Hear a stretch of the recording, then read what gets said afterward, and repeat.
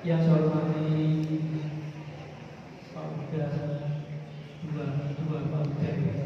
Pauda SPD dan Pauda SPD.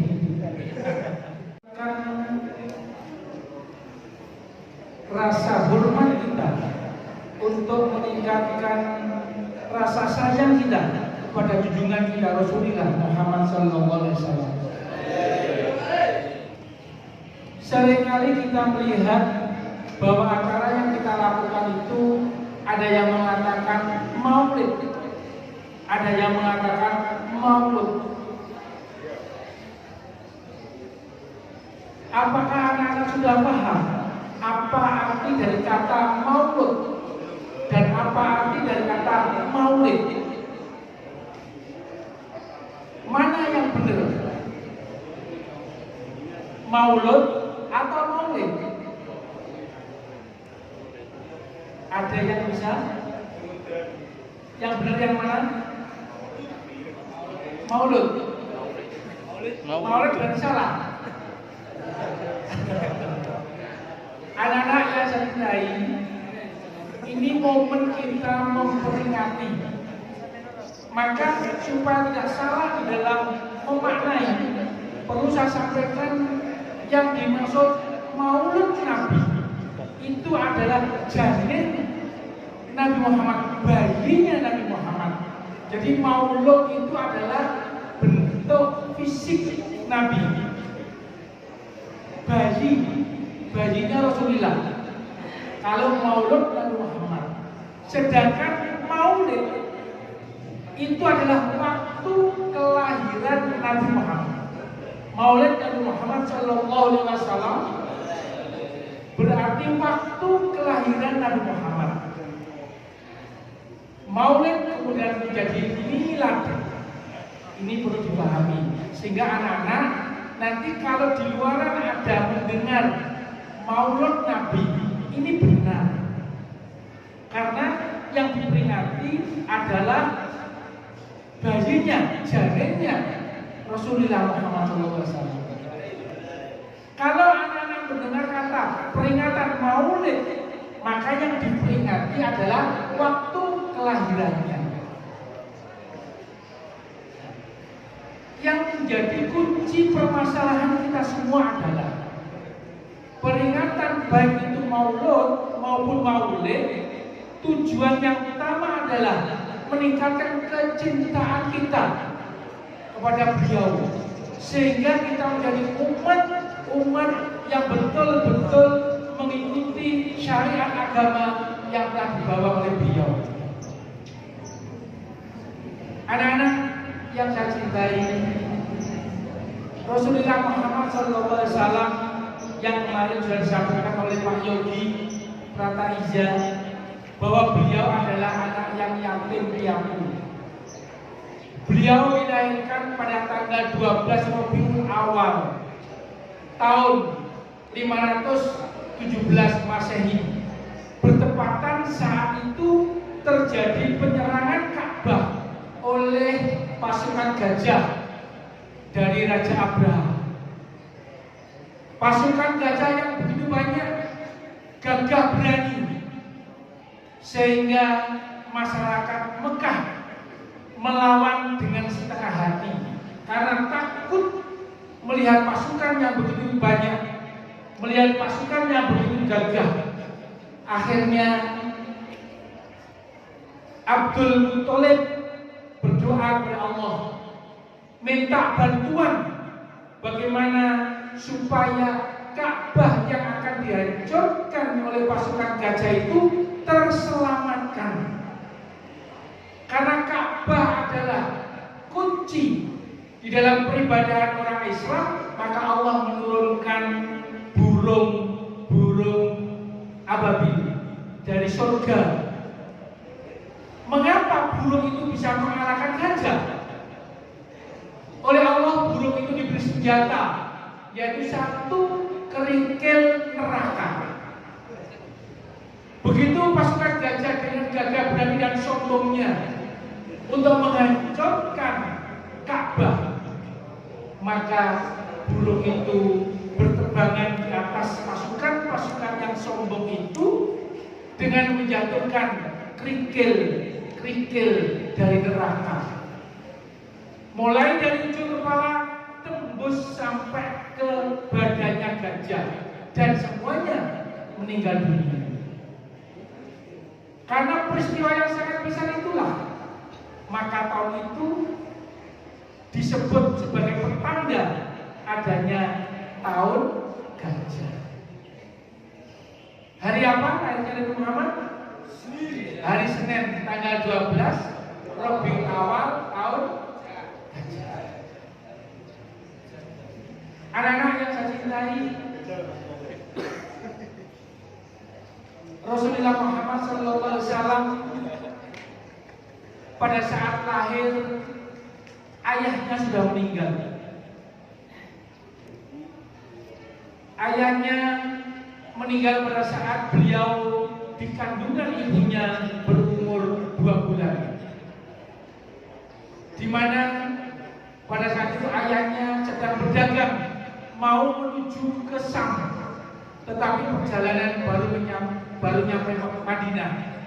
Tetapi Allah menentukan beliau sakit, kemudian meninggal di Madinah. Sehingga umur 2 bulan di kandungannya Rasulullah sudah ditinggal oleh bapaknya yang namanya adalah Abdullah.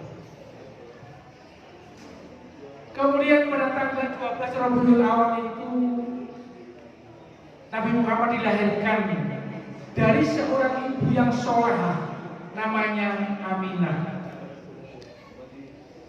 Kelahiran Nabi ini ditandai dengan beberapa tanda-tanda kemuliaan. Suasana, cuaca di kehidupan di Mekah pada saat itu sangat senang, sangat sejuk, sangat damai. Bahkan ada satu cerita, salah satu danau di Persia itu airnya kering menyambut kelahiran Rasulullah Muhammad Sallallahu Alaihi Wasallam. Saking senangnya orang Mekah, saking senangnya kaum Quraisy, bayi itu digendong oleh Abdul Muthalib, di mana Abdul Muthalib ini adalah kakek Rasulullah.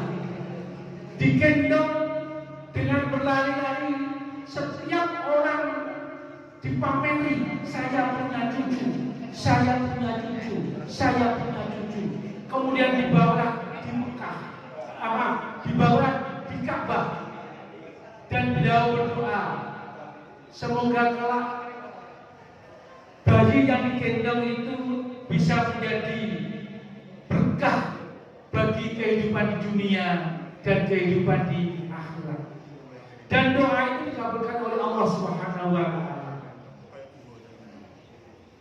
Setelah bayi ini disusui oleh ibunya, yaitu Ibu Aminah, kemudian bayi ini diberikan dan disusui oleh Suaibah. Karena budaya orang Mekah itu pertama kali bayi disusui ibu kandungnya, kemudian berikutnya disusukan kepada orang lain dengan membayar. Siapakah Suaibah itu? Suaibah pada saat itu adalah budaknya Abu Lahab, disusui oleh Suaibah.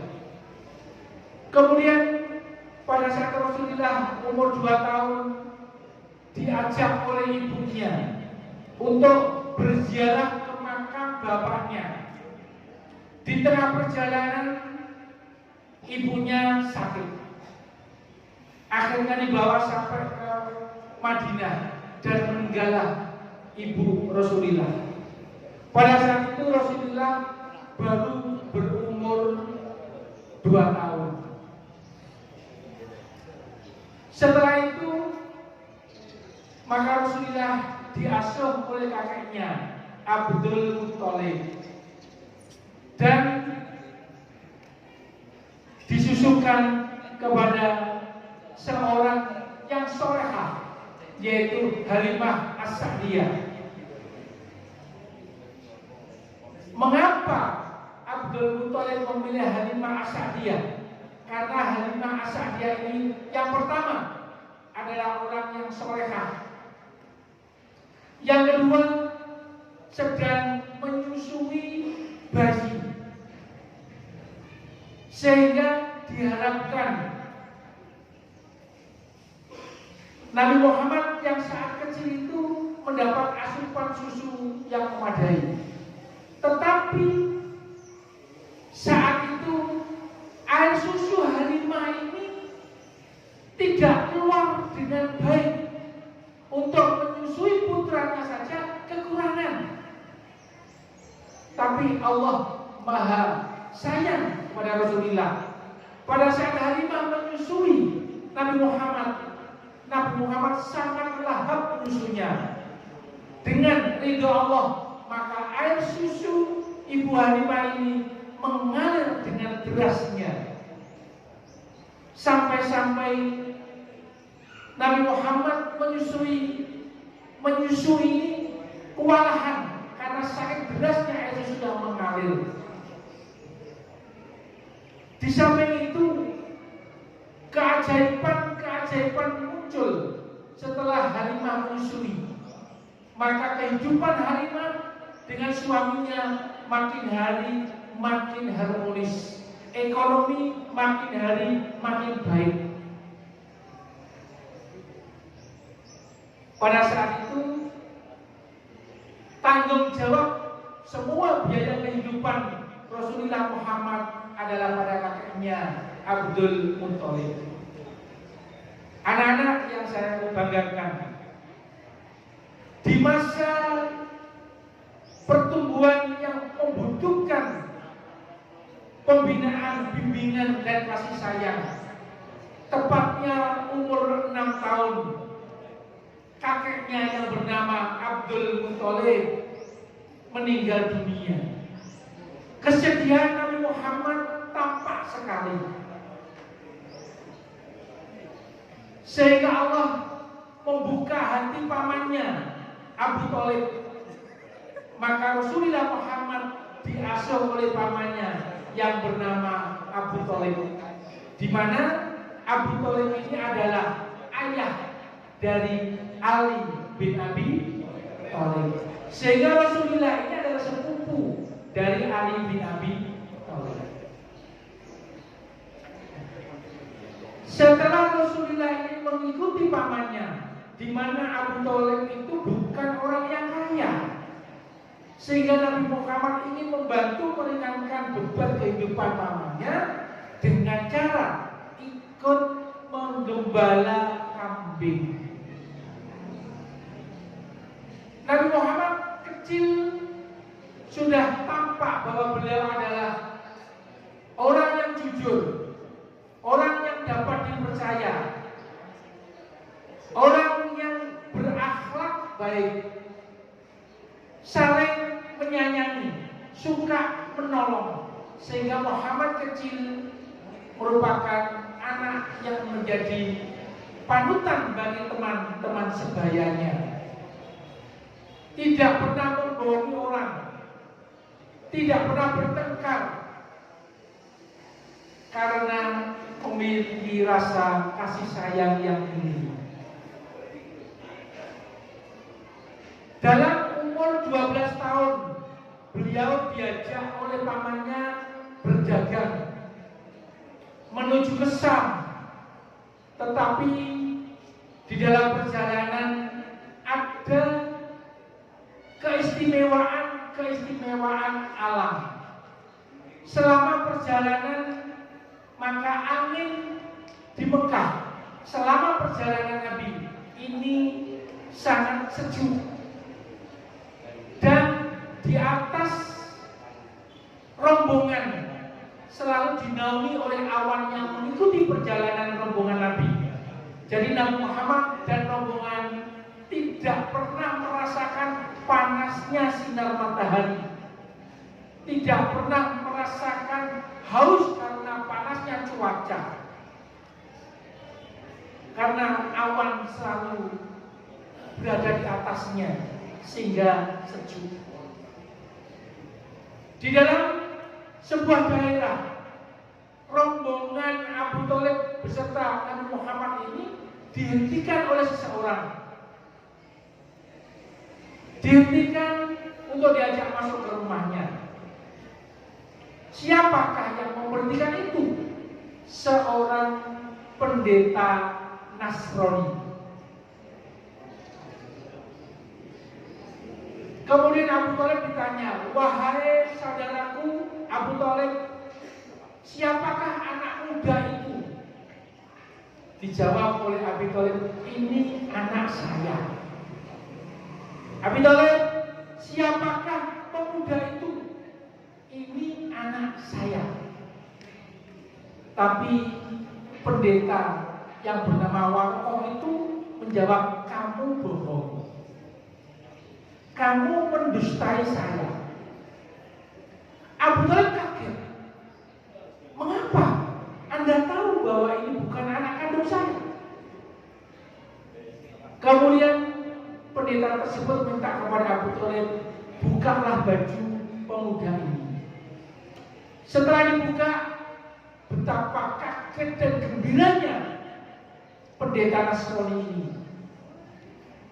Karena betul apa yang tertulis di kitabnya, bahwa sudah lahir Nabi akhir zaman, Nabi penutup dari segala Nabi, yang tidak mungkin ada Nabi yang lahir setelahnya.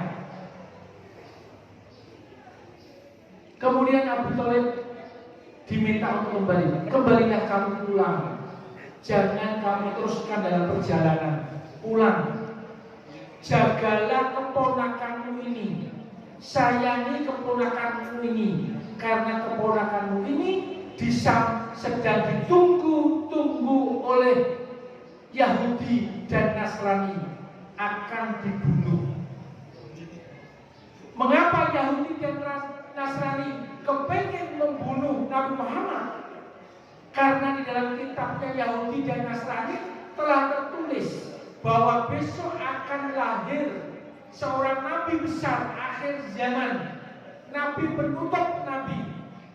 Maka orang Nasrani dan orang Yahudi berharap nabi itu lahir di kaumnya, tapi ternyata oleh Allah dilahirkan di orang Quraisy, sehingga mereka marah.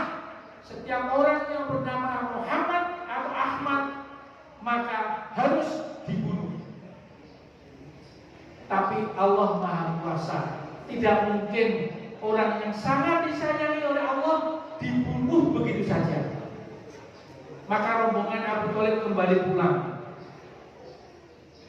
Abu Thalib makin sayang kepada Rasulullah, melebihi sayangnya kepada anaknya. Sampai-sampai Ali bin Abi Thalib pernah iri mengapa bapaknya lebih menyayangi Nabi Muhammad daripada dirinya sendiri. Kemudian dalam perjalanan waktu, anak sekalian, saya singkat waktunya sudah 5 menit. Pada umur 25 tahun, Nabi Muhammad tampak gagah, tampak ganteng, sebagaimana kemarin yang disampaikan oleh Pak Yogi. Tangannya saja, kulitnya saja sehalus sutra. Bayangkan manusia ada yang tangannya sehalus sutra. Kalau kita ketemu dengan beliau, mungkin kita megang tangan beliau itu mungkin tidak akan kita lepaskan. Bahkan kulit beliau harum baunya. Ini yang kemarin disampaikan oleh Pak Yogi. Bayangkan, kita saja pakai parfum yang mahal, 2 jam baunya hilang. Nabi Muhammad setiap saat baunya harum. Inilah keistimewaan Rasulullah Muhammad Sallallahu Alaihi Wasallam yang tidak ada pada diri orang lain. Umur 25 tahun mereka melamar untuk berdagang, menjualkan perniagaan dari Khadijah. Umur 25 tahun. Ternyata 1 jujur, satu-satunya karyawan yang dapat dipercaya, satu-satunya karyawan yang penghasilan penjualannya paling banyak adalah Rasulullah Muhammad Sallallahu Alaihi Wasallam. Mengapa perdagangannya begitu laris? Karena beliau sangat jujur. Antara lain, manakala beliau menjual barang dagangan dan barang dagangannya itu ada cacatnya, maka si pembeli sebelumnya diberitahu, Bapak, Ibu, barang yang mau dibeli ada cacatnya, ada rusaknya, maka beli saja dengan harga murah. Tetapi kalau kita lihat pedagang-pedagang yang lain, bahkan sampai sekarang, justru barang yang cacat itu dikatakan baik. Contoh saja kalau kita beli buah, Bu, Pak, tolong carikan jeruk yang manis. Semuanya manis, Bu. Semuanya enak, Pak. Begitu dibeli, dibawa pulang, nah ternyata kecut. Pada zamannya Nabi Muhammad berdagang tidak ada kalimat seperti itu. Kecut dikatakan kecut, manis dikatakan manis. Dagangannya baik dikatakan baik, dagangannya buruk dikatakan buruk. Sehingga pembeli senang. Sehingga pembeli berduyun-duyun membeli dagangan dan tidak mungkin tertukar baik menjadi buruk dan buruk dikatakan baik. Umur 25 tahun ini gagah-gagahnya laki-laki. Saking jujurnya, saking gantengnya, saking gagahnya, dapat dipercaya, akhirnya Khadijah kesemsem. Ngerti kesemsem? Jatuh cinta.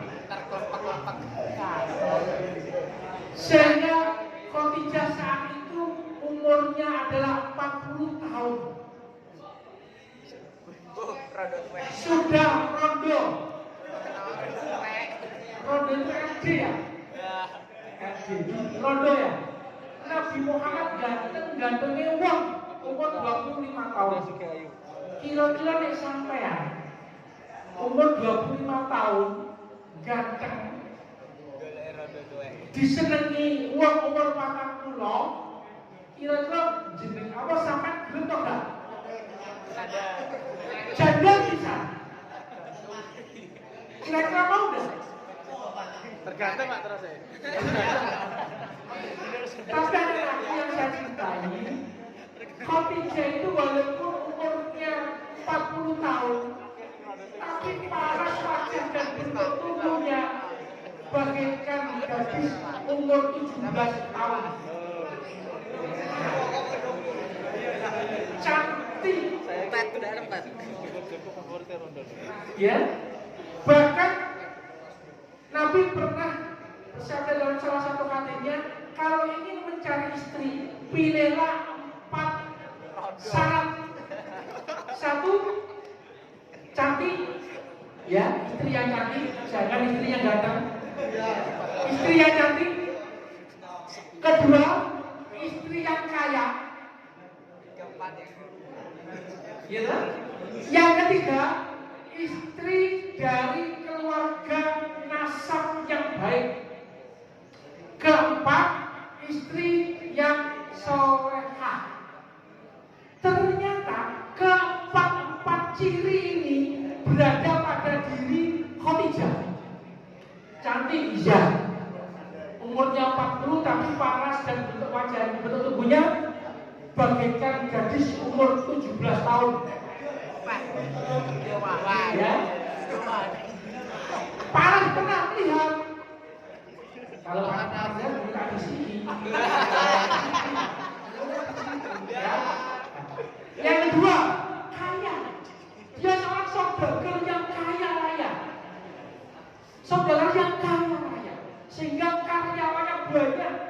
untuk menjualkan perdagangannya.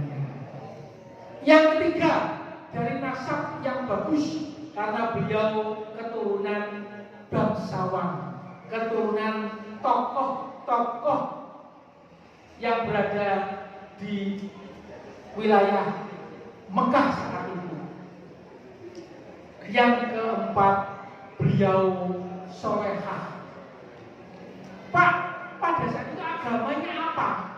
Wah, kalau sudah bertanya agamanya apa itu Pak harus belum, karena saat itu Islam belum ada. Tetapi beliau percaya bahwa ada satu Tuhan, yaitu Tuhan yang Maha Kuasa, yang mengatur alam seisinya, yang mengatur peredaran bumi, matahari, dan bulan. Berarti beliau sudah percaya adanya Tuhan yang Maha Esa.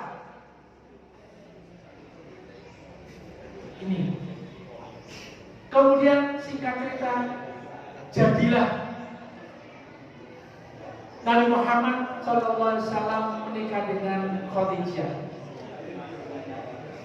Beliau dikaruniai banyak anak. Anak laki-laki semuanya meninggal dalam masa kecil. Inilah bahwa Allah sangat menyayangi Rasulullah. Mengapa Allah mengendaki Nabi Muhammad punya anak?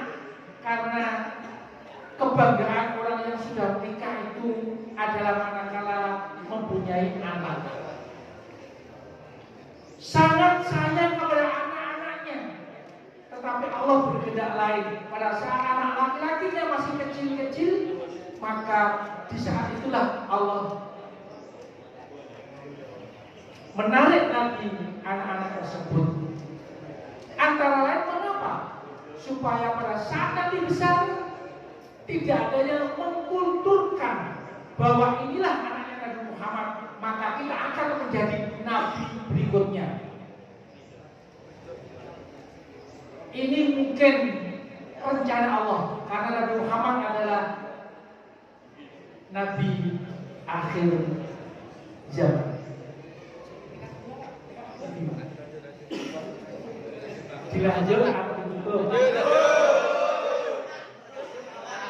Lanjut gara-gara seneng ceritanya. Lanjut gara-gara tidak memiliki pelajaran. Sumpah tidak memiliki pelajaran Pak.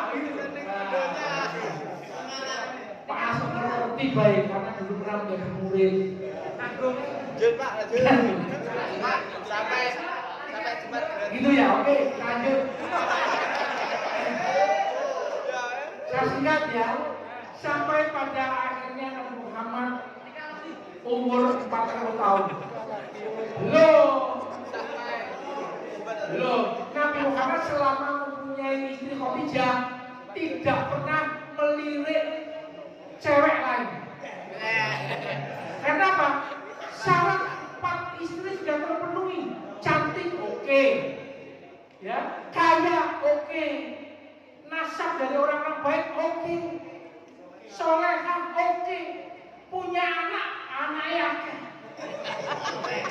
Khadijah itu kan banyak, laki-laki ada, perempuan ada, termasuk salah satunya menjadi istri Ali bin Abi.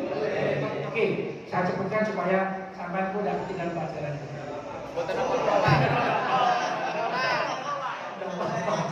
Pada saat Rasulullah umur 40 tahun, maka Rasulullah sering bermimpi seakan-akan beliau mendapat tugas. Karena seringnya bermimpi, akhirnya Nabi Muhammad berdoa, nyepi. Bukan berarti nyepi seperti orang Hindu Buddha kemudian tangannya di depan dada kemudian menyembah sesuatu yang patung dan sebagainya, bukan itu. Tapi introspeksi diri, mengapa saya sering mimpi seperti itu? Letaknya di buah khilaf. Kemudian di saat tertentu datanglah jelek cahaya putih yang menyilaukan mata. Beliau adalah malaikat Jibril. Nek sampeyan ning gone guwa sepi peteng ada cahaya, kira-kira sampeyan piye? Takut betul. Nabi Muhammad saat itu takut. Siapa Anda? Tapi malaikat Jibril apa dikatakan? Iqra, bacalah. Nabi Muhammad bingung. Mengapa saya disuruh membaca? Nabi Muhammad itu oleh Allah dibuat tidak bisa membaca, tidak bisa menulis. Mengapa Nabi Muhammad dijadikan manusia yang tidak bisa membaca dan tidak bisa menulis? Ceritanya satu kali Pak. Kalau jadwalnya panas nanti dilanjut. Ya, saya lanjutkan Iqra dulu. Iqra. Nabi Muhammad takut. Begitu Nabi Muhammad, saya ini orang yang tidak bisa membaca dan menulis.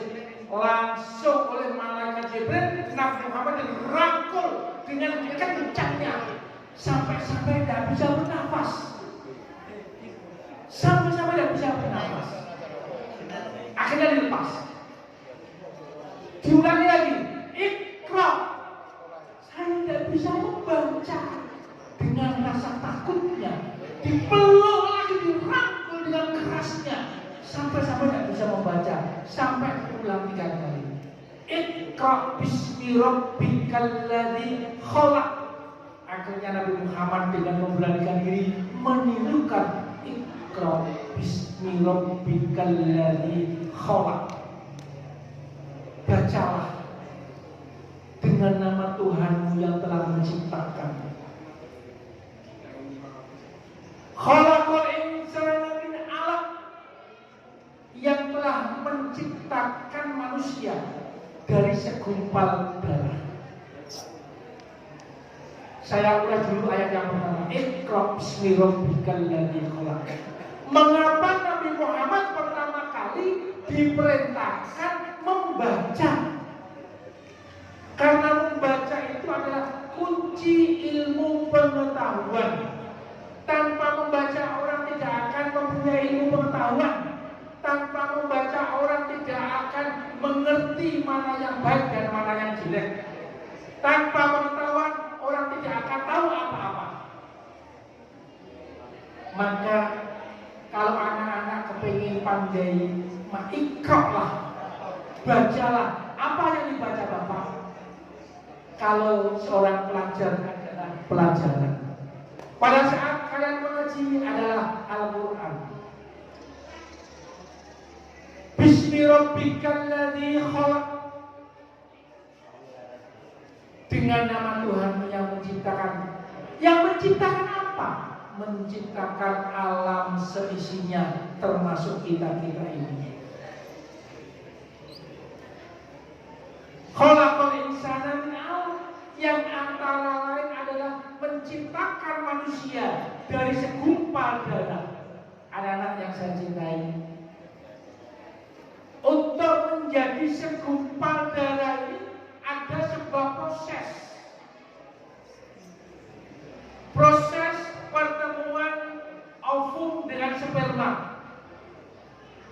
yang disebut proses sigot. Kalau jurusan IPA pasti ngerti.